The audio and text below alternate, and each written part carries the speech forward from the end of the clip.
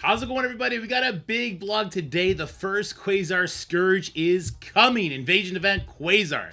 You guys know I love these events.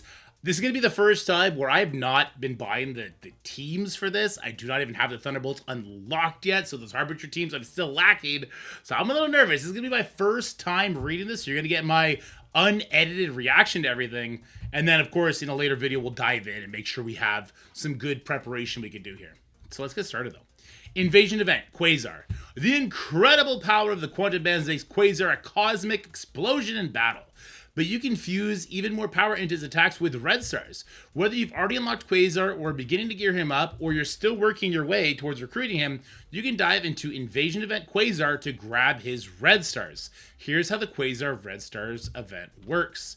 The chapter-long fight. This essential event will run once a month during chapter 1. And calls on your newest teams to fight through foes to bring back red stars for Quasar. Invasion event. Quasar initially opens with 8 missions during the first run in May, with 4 missions becoming available after the June run, and then the final 4 in July. Sure. It was weird. Okay, so there's going to be... It opens with 8 during the first run, with 4 missions becoming available in June, and then so there's going to be 16 missions total. But does it stay open the whole time? No, it runs once a month. Okay. Run scores. Clear all the mission nodes to earn the most points possible towards your run score. You'll have unlimited run score attempts, and your highest score will be recorded. A run can be canceled or restarted anytime without penalty to your high score. Quasar's red stars. Earn Quasar's red stars by obtaining certain run scores that hit key milestones. You'll need to attempt a run score at a higher difficulty to earn red stars. Difficulties and mods.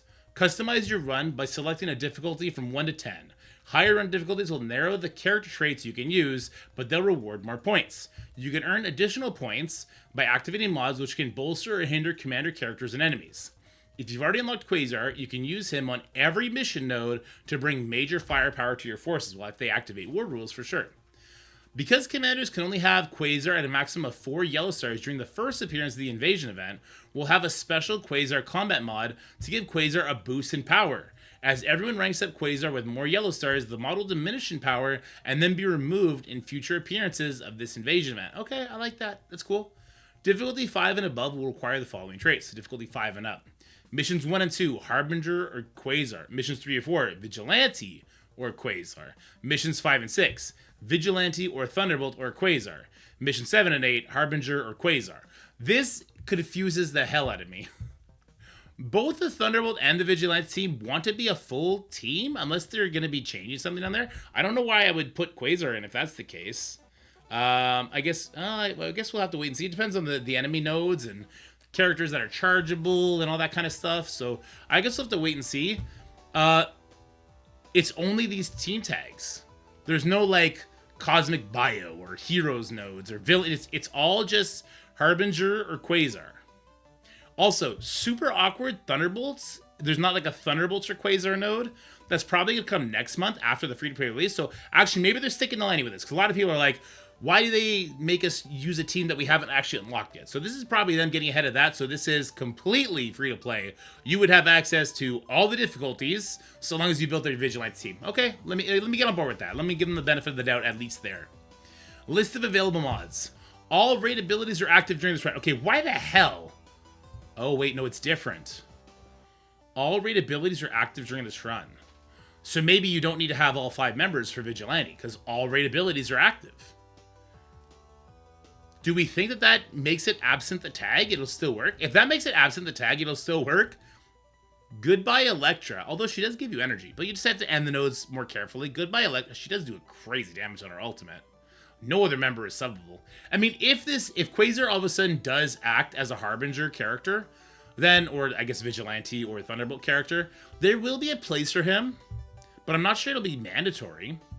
Anyway, all raid abilities are active is insane, and that means the nodes are either going to be really, really hard, fun, and engaging, or this is going to be an auto fest, and it's going to be like a fart in the wind, just gone. Substantially increase the damage, speed, armor, resistance, and focus of Quasar. This will depreciate in power on the next run. Rope-a-dope. When an enemy character ends their turn with vulnerable, they gain defense up, deflect, death for immunity. Okay, I love this. So, like, this works for us, right? Obviously, with the Harbinger characters being all raid characters. This obviously works for us as well, unless there is a enemy Quasar, I guess.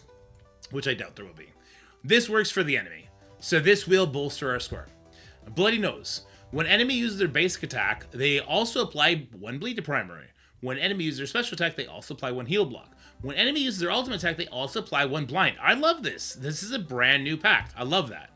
World at War. All war abilities are active during this run. Okay, so that's for Quasar, but also for the enemies. So keep that in mind. It may be like, hey, don't use Quasar, just use full Vigilante, and then the enemies will not have their war stuff. I'm super excited to see these nodes. Like, this is either going to be really fun or a snooze fest.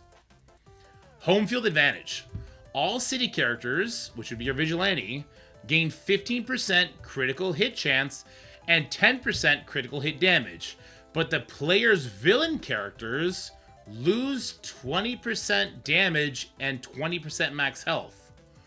Okay, so that would be your Taskmaster, your Ghost. Well, the other 3 are heroes. Quasar is a hero too, I believe.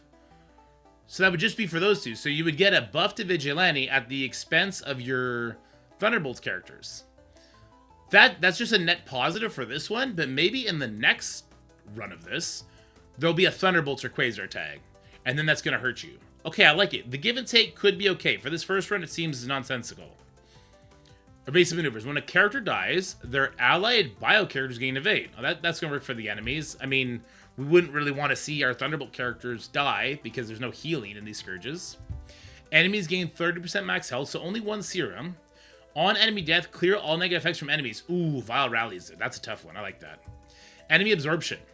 On an enemy character's turn, remove all negative effects and heal 10% per negative effect. I like that too. Good stuff. Prepare now. Invasion event. Quasar opens on May 27th at 2 p.m. Power up your characters with the required traits and get right to earn Quasar red stars. That's it? It didn't talk about leaderboard. It just talked about milestone points. No word of the Awaken abilities. Okay, okay, well, yeah, this is a thing. I don't love this. This feels to me like Scourges are dead. Let's go over to Quasar real quick, and I just want to talk about why that makes me feel that way. So, I kind of thought that there'd be some sort of carrot to drive the interest in this, right? Let me go ahead. You know what? Let me just go ahead and put this here then. We're done with that other one. I kind of thought there would be some sort of carrot to drive the wanting to do a Scourge, and that carrot was going to be the Awaken Abilities. That was kind of where I was hedging my bets.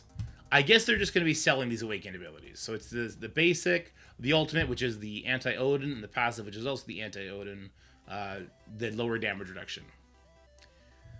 This is what made sense to me. So it feels like they want everybody to get the red stars. And so this, I thought, was going to be the carrot for the Scourges. For the people to want to invest super big in Vigilante and buy extra stars on them. And then it'd be 1 Awakened ability for every single Scourge. And they would start with the basic, because it's nice, but it's not like the end-all be-all. Then they go passive, and they'd finish off with the ultimate for the most competitive one. This doesn't make any sense to me right now. If it's just red stars, because they're not going to give you more yellow stars faster. They're not going to max out your red stars right away. So this just doesn't make any sense to me at all. Why would I, so here's the question. Why do I care about applying more packs if there's no leaderboard? What benefit do I gain by equipping all the packs and doing the highest difficulty? Is that what I have to do to hit the final milestone? Is there gonna, okay, maybe the milestones will exceed say, like here's my thinking, right? What if I only equip the all raid abilities and the substantial Quasar damage, and I don't equip anything else? Or I will equip this one too, Home Field Advantage. So I'm only benefiting myself, and I do the highest difficulty. Is that gonna get me the max possible red stars for Quasar? And if so, what incentive besides just like playing the game for funsies do I have to do the more difficult packs? Because there's no word about a leaderboard at all.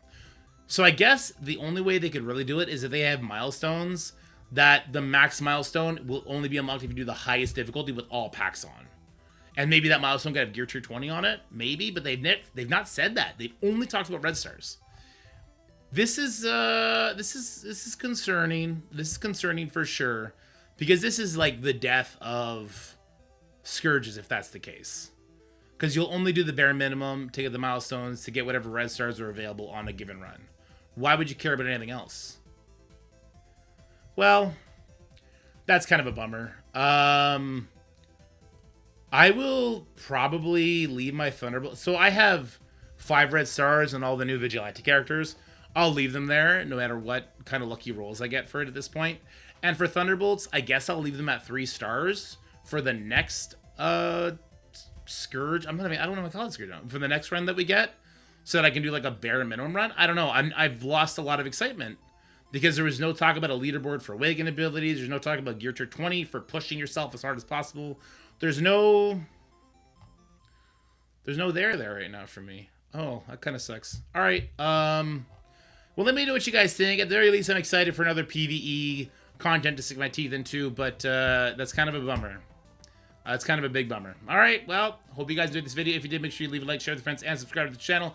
If you want to voice to Scopely that there needs to be something extra for people to push harder, to like push the limits of these teams, because we already kind of did that in Fallen Dimension. Like, I want to push the limits against other people. Anyway, let me know what you guys think, and let me know what you want the developers to know. All right, guys, stay happy, stay healthy, have yourselves a wonderful day, and I'll see you guys in the next video. Bye for now. That's it for the video, guys. I hope you enjoyed it. If you did, make sure you like, share, and subscribe. Stay happy, healthy, have fun, and I'll see you in the next one.